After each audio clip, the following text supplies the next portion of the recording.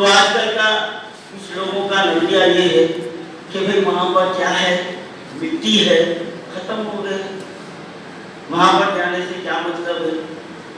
تو میرا سوال یہ ہے، اگر وہاں مٹی ہو گئی، آپ سب لوگ اپنے مشاہدے میں دیکھتے ہیں لیکن غور و فکر نہیں کرتے، عورت کو ساری دنیا میں کہیں بھی گھومنے کا اختیار ہے، اجازت ہے نا؟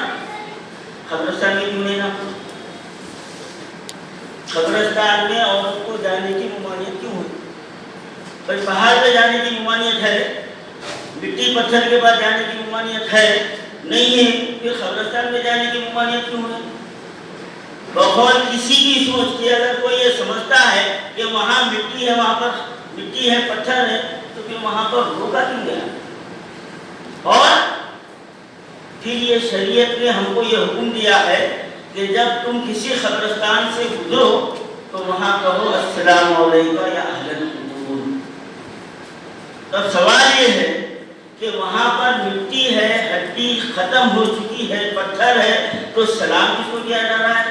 سلامتی کی دعا کس کو کی جا رہی ہے؟ خیریت تو زندے سے پوچھیں گے نا، السلام علیکم، اللہ کی آپ پر جو نا رحمت و سلامتی ہو۔ جہاں پر وہاں مٹی ہے، پتھر ہے، تو پھر ان پر کہیں سلام، کس بات کی سلام؟ یہ دلیل ہے، ثبوت ہے یہ کہ